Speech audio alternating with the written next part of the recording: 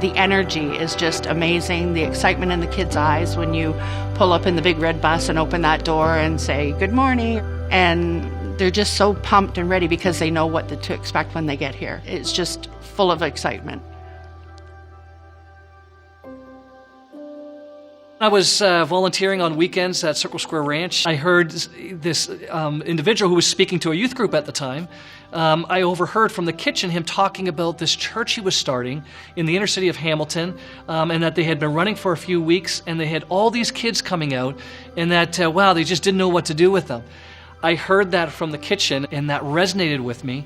And so right away afterwards, I connected with the pastor, and we had this conversation. And I could tell within about 10 minutes, this young guy, there was something really special about him. And I could see that not only did he have a love for kids, and maybe he didn't have any skill for kids, but he had an innate desire and gifting towards kids. I said, "If you want to come to Hamilton," I said, "I'll take you out on the streets with me.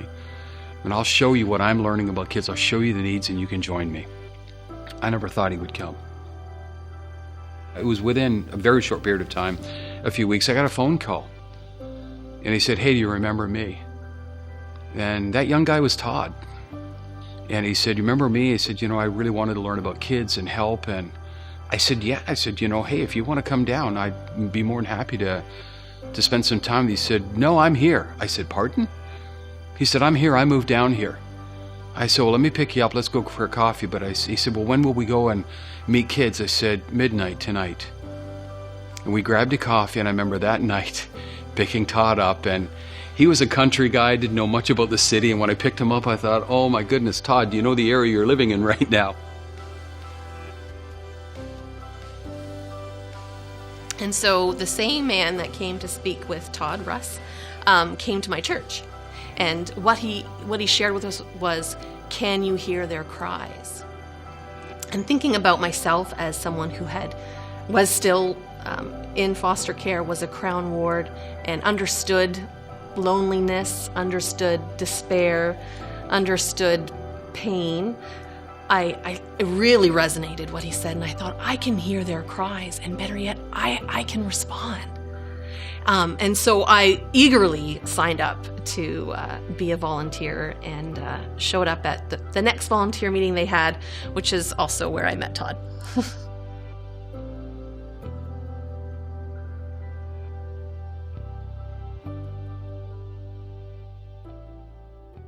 In those early years, when we first started, we rented a school gymnasium. Those kids that I had been playing soccer with on the playground, and it wasn't just me, by the way. The core group that we're talking about here, they joined me in that. I remember Rod and I going down to play street hockey in the evenings now with those same kids. The big first step, though, was when we rented Sir John A. Macdonald High School. The whole idea was to bring those kids that we've been hanging out with and start a structured type of program where we could instill some values, doing what's right, making good decisions, but a lot of fun. Well, the children, they were mobs of children, but that's because Todd and Tina just attracted them like flies to butter, There were just mobs of them, and they were on the street, and they were just looking for someone to care about them and to love them. At the same time that we were starting at Sir John A. is when we initiated something that we call home visits, and something that is still at the core and central to what we do. And that's where the relationships get built. So what started with handing out flyers very quickly turned into hours and hours and hours where we would go to people's homes and they would end up inviting us in, and we would sit and listen to their stories and connect not just with the children but with the families as well. And that was incredibly impactful for me. I was amazed at how open people were and how generous they were with their time and their stories. At that point, we weren't called CityKidz, we were called CROSSFIRE Kids Club. And I would say that the theater, when CROSSFIRE took over the Tivoli Theater and started doing church there on Sundays, that's when the work with the kids really started to take off. The space that we were able to use was a third floor of a warehouse, and we transformed it into a studio like we do everywhere we go.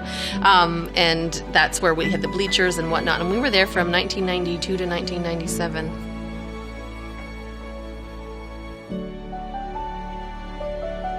things were happening at the church that it became fairly apparent that it was time that CityKidz was kind of growing up and was going to come onto its own and was going to stand on its own as its own identity, kind of like a teenager leaving home. One night we were sitting around and talking about, what if we could do this? What would we call it?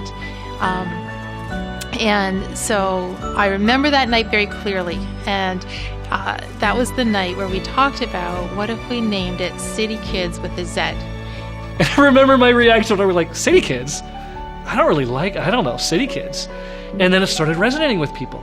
And I remember at some point I think, let's spell it with a Z. Which probably, I don't even know if that was a good idea, because we keep having to tell people it's with a Z. But that's where the name change happened. And it wasn't just, I think, Tina, the name change that happened. There was something that happened in my heart at that time too. It felt right. It felt like this idea of CityKidz made sense. And that began a new chapter, I think, for us after that. I remember when Todd told me that they were looking for a facility, of course, and he was looking at the old abandoned theater. He showed it to me, and I thought, oh, dear Lord. But he had to raise a certain amount of money in a very short time, and it was going to be nothing short of a miracle. Art and a group of, I want to say, 8 to 10 other people who I had probably never, most of them I don't think I ever met, decided to get together and all raise the money that was needed. It got down to 60 days. So we needed 60,000. I think we're all getting, maybe it's a little bit nervous or a little bit, whatever. But it was 60 days to raise $60,000, and God ultimately raised that money. So that was an exciting time because Todd had been out speaking so much and really telling the story. It inspired a lot of people, and I would say that there were a lot of new faces connected to us at that time. Yeah. So in the next 10 years, sort of after we were in the Playhouse, it's a time of innovation. It's a time of trying new things, and there was a lot of creativity.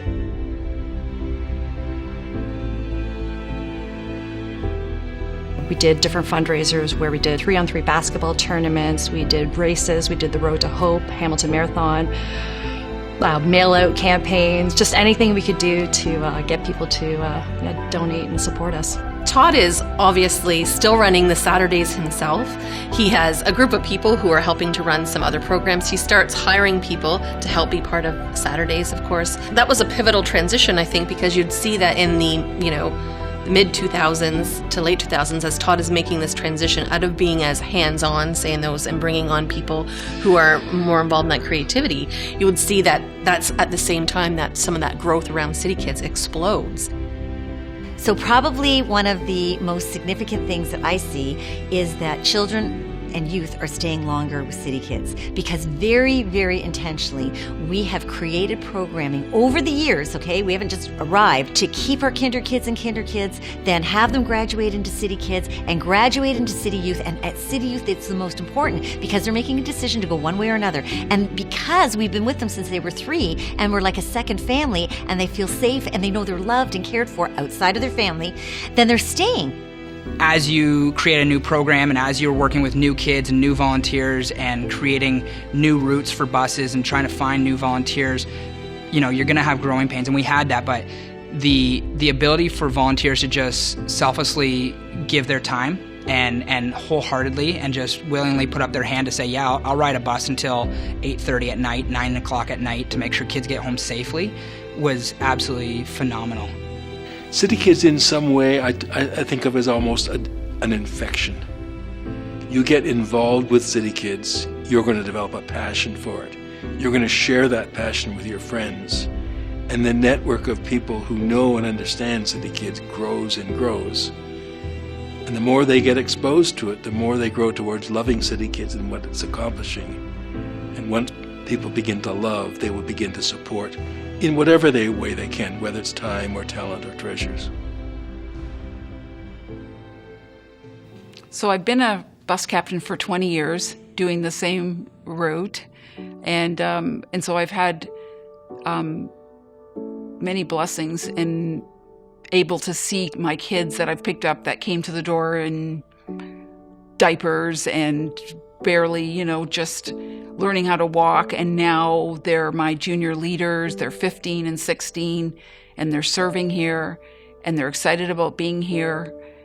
So when I was going to City Youth, Helen was one of my mentors, and during that time, I was really good at hiding my feelings and hiding what was going on with me. I thought I was the best actress ever. And then this one day, Helen pulled me aside, and she was just like, listen, you're worth it and you're loved. And then she gave me the biggest hug ever. And from that point, I just felt love. And it was crazy to think that someone other than my mother or someone other than a family member could love me the way she did. But for me, I really felt like there was a place for me at CityKidz, which is why I stayed consistently. And anything that they wanted me to like try, or if there was something new that they would say, hey, would you like to try this? I was really like willing and like up for it. Like I was like, the more I can do with CityKidz, the better for me, because I just love this place. Saturdays became one of those days where I was just like, yes, like it's Saturday, I get to go to CityKidz type of thing. It gave me good building blocks for my life. It taught me to, stand up for myself and know that there is a safe place where you can, tell people your feelings and not have to worry about people making fun of you or judging you for it. Another way that CityKidz helped me was it showed me a lot of positive male role models. In my life, I grew up with no dad, so I had no male role models that were positive. So for me to see people like Todd or Peter or any of these camps that they sent me to, it showed me that, there's other ways to act. You don't have to be a jerk. You don't have to be like the people that are around you. You can be completely different, and it's okay, and people will like you and respect you even if you are nice or whatever the case may be. I remember there being a young girl. She's probably just old enough to start coming to CityKidz, and she was always excited about CityKidz every week. I remember saying to her, or one of the other leaders saying, one day you're going to be a junior leader. I just saw her last week at CityKidz as a junior leader, and it impressed upon me the staying power of CityKidz and the power of the week in and week out that CityKidz has, that they are, it's not a drop-in center. It's actually an organization that goes out and reaches children. It is an organization that goes out and builds relationship intentionally, and that is the only way that we are able to create such an impact, and I think it's really what differentiates CityKidz from other organizations. We wanted to create a haven for the children. We wanted to create a place that was special to them. The Playhouse Theater was a good theater, but it was truly not designed for children. This time we wanted to design it for the children. We wanted to create something that actually took their breath away. We also wanted to create a theater that said to them that God loved them, and that we loved them, and that they were special.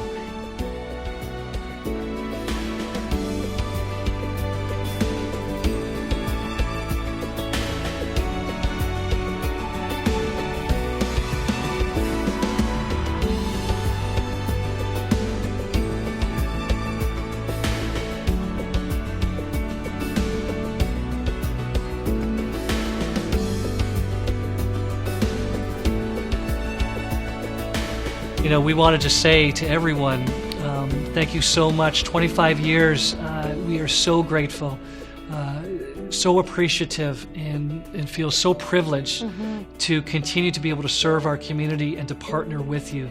So on behalf of Tina and I, thank you so much for your love, for your support. And I don't know about you, but actually I think I do know about you. We're prepared for hopefully another 25 at least to do even more good work in our community. Thank you for staking yourselves beside us and making this work great. We can't do it without you. Thank you. Thank you. CityKidz, congratulations on your 25-year anniversary. Happy anniversary, CityKidz. Happy anniversary, CityKidz, 25 years! Happy 25th anniversary, CityKidz.